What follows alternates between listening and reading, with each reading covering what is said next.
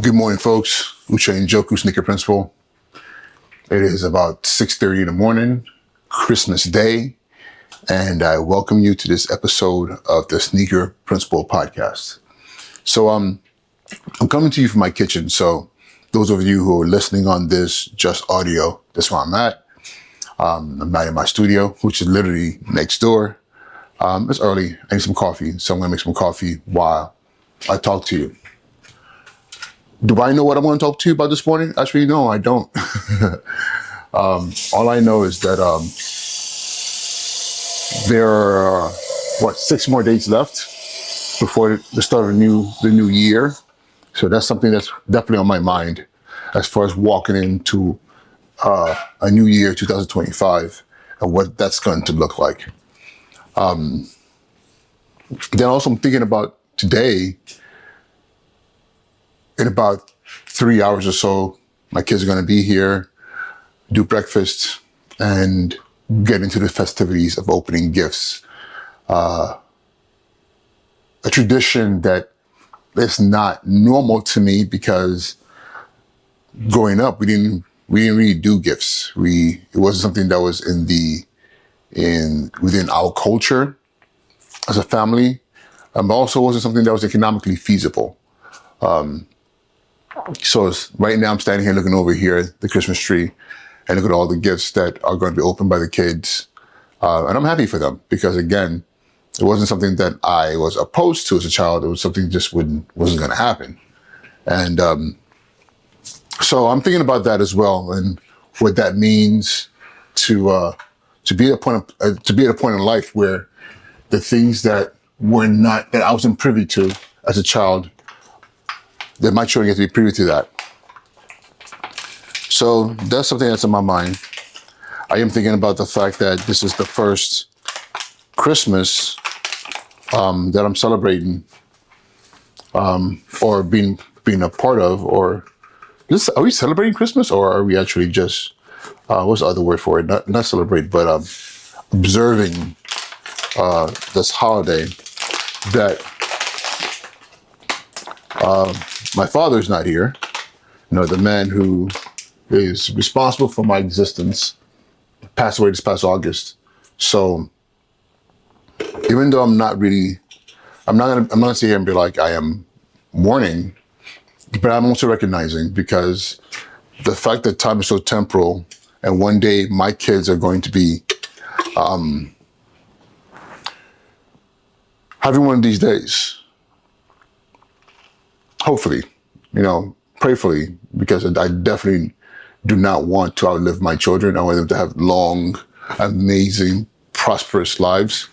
But the time will come when they'll be doing that, reminiscing on me, on their parents, because the time has come for the parents to go, and they're still here, so you think about that. Then you also start thinking about how many more Christmases do you have left? One of the things that is so unpredictable is life. You just literally don't know, what's in store for you beyond what's right in front of your nose. Because every second you get is a gift. The next second is definitely not promised. And anyone who believes that, you're a fool. So that's why you have to really treat life as something extremely precious. I know it's the holidays, it's Christmas. If you observe Christmas, or you succumb or believe in the mythology behind it, and I'll call it mythology, not because I'm saying here that I don't believe in Christmas or Christ or anything of those things. It is grounded in a lot of mythology.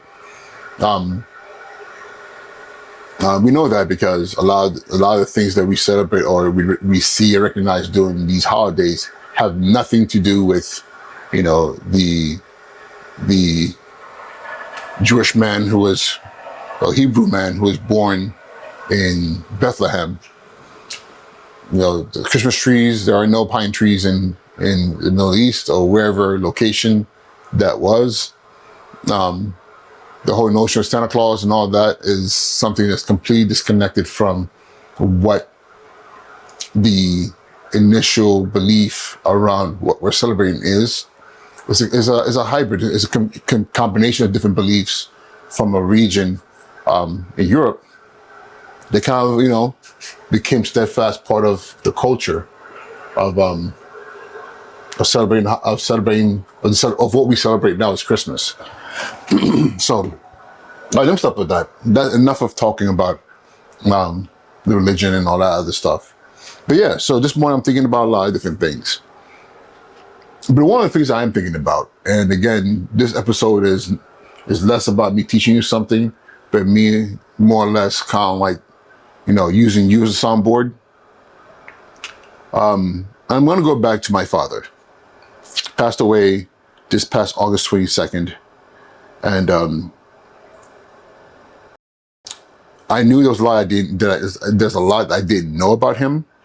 Not because he was like some kind of secret spy out there and we were like, we don't know what dad does. He's some kind of like, I don't know, some kind of secret agent or anything like that.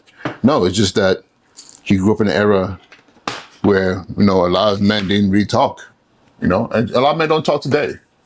But he grew up in an era, I went through some things that I recognize now as being traumatic and a big factor to one of the reasons he was the way he was as a man.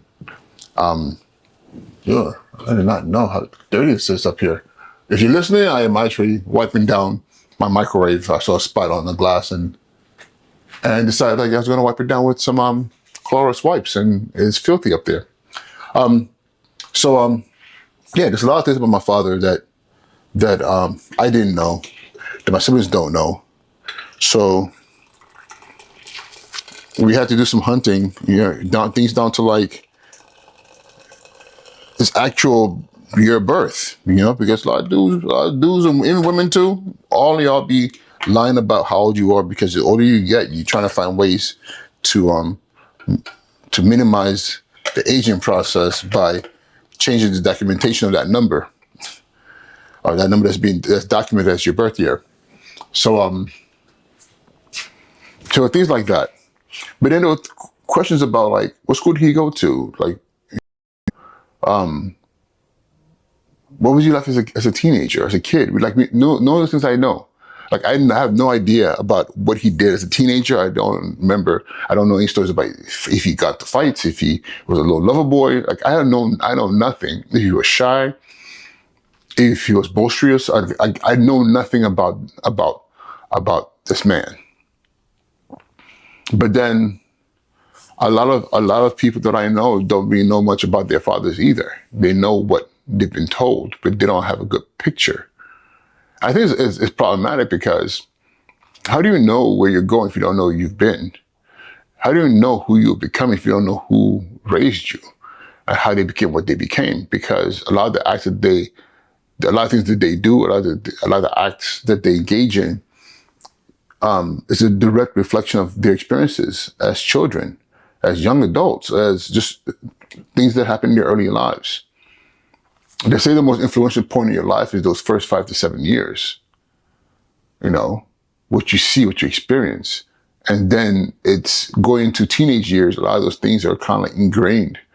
So understanding where he came from and what he went through is something that I wish I had more information about. But one of the things that I'm fortunate to have is that he has cousins and family members, men who are still around. They're in their older age, and a few have passed, but there are those who are still there. So I am thinking about how best to engage them in storytelling. Like, I want to interview them. I want to hear more about their stories about him. What happened? What did they go through? What were the things that were happening for them? I mean, they're part of a generation. People talk about the baby boomers, those who were, a product of the Great Generation, the children of the Great Generation. The Great Generation, those who fought in World War II, they're children, I believe, of the baby boomers, right? But we talk about how that war and all these things influenced them, right? Well, around the world, there are people actually who've gone through those similar influences through things that have happened in their lives, in their world. So for my father, being Nigerian, he and a lot of the men and women and children from that era experienced one of the most heinous civil wars that the world has seen. A civil war that people don't talk about. Is not one that pops up, as easily as other conflicts around the world. For the longest time, the Biafra War of Nigeria was one that I only heard about here and there from family members. When I got to college, I heard more about it, but here and there from professors who kind of like would speak to me about it, kind of like as a way to say, "Hey, I know your country. Did you know about this Biafra War?" And it was something that I just never took seriously until I got older and understood what transpired and why it transpired. And, the level of carnage that happened to a people, and those people were my people, my father's people, my mother's people. So hearing about the war, but it's funny because whenever I thought about the war, I thought about my parents, I always saw them as adults or like young adults. Worst case, like older teenagers. It wasn't until I was old enough to start doing the math, I realized my mother was a child. She was a child. She was barely a teen. I don't think she was even a teenager yet. Actually, no, she wouldn't have been a teenager because by the time the war started, she was like around 11. She would have been like 11 or 12, which would have made my father, closer to, actually, no, she might have been younger. I have to do the math. I have to actually do the math. But I know she was definitely young, super, super young. She had to leave school in sixth grade, primary six, which would have put her about 10, 11. And my father would have been 14, 15, if not 16, when he got drafted into the Biafran Navy or the military. So here he is, this kid being plucked out of his household to go fight in a war because they needed men. And I know he saw action. I know that he had to do things that no child should have to do. And I know a lot of those things scarred him. And when he, came back, like anybody comes back from war, he was different. And the worst part about it, he came back from war and had to go back to being a kid again. Had to go back to being a student again. And those are some of the things that I know influenced who he became or who he was as my father. There's no secret about the fact that my father and I did not have a good relationship. But yeah, we didn't have a relationship. And as a result, this coffee's good. There's a strain there for me when it comes to understanding why I had to go through what I went through as a child. But there's also an understanding that now that as an adult that we are truly victims of our circumstances and our experiences. So okay, I'm kind of rambling, but my brain's going everywhere. The fact of the matter is, what I want to do is this. I do have a skill set. I'm able to do this. I'm able to record content. I'm not great at it. I'm no Scorsese.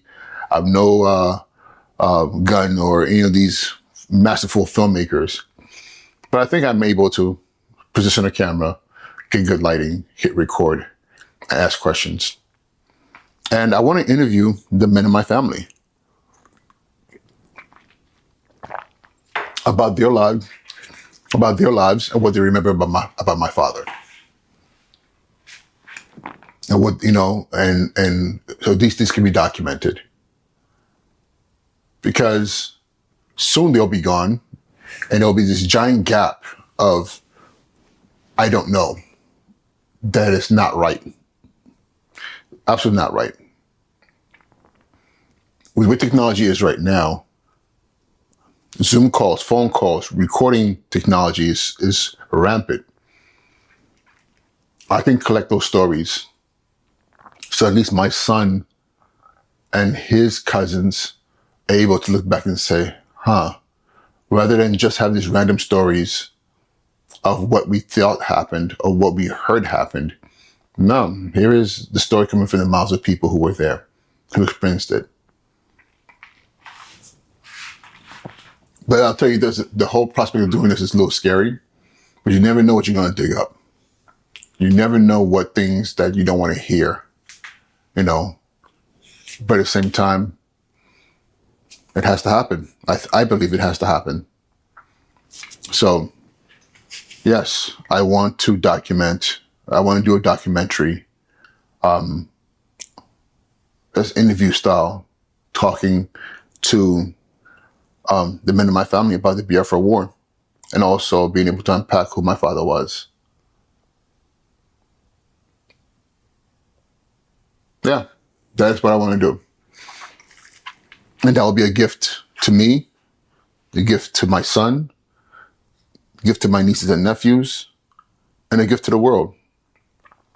Because I'm sure there's somebody's done something like this out there. I haven't seen it. I mean, frankly, I haven't looked for it because it's not my story.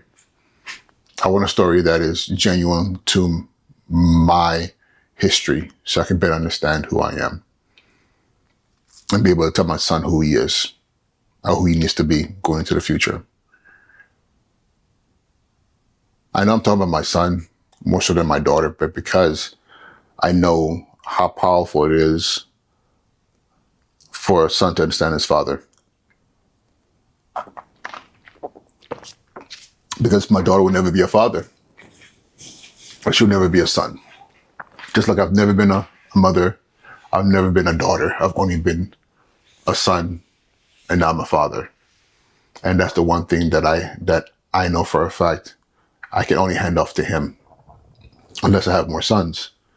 But either way, whatever I hand off, it goes down to those in my bloodline that I understand their journey, because hopefully I have a better understanding of my journey. All right, y'all. Uche Njoku, Sneaker Principle, call to action from this episode. Do you know your own story? And remember, your story didn't start when you were born. Your story started way before that. There were people who lived, who survived to be able to allow you to exist. And what is their story? And there are people around you who are alive right now who can at least help you document some of that. And the great thing right now, we live in a world where we don't have to sit down and write the stories down. We can literally record them and have AI and technology transcribe them so they can be written down. So they can exist in video, they can exist in audio, and they can also exist in written text. So this is what I'm working on. And wish me luck. Yeah. All right, Uche Njoku, Sneaker Principle. Have an amazing Christmas day. Until next time, be well.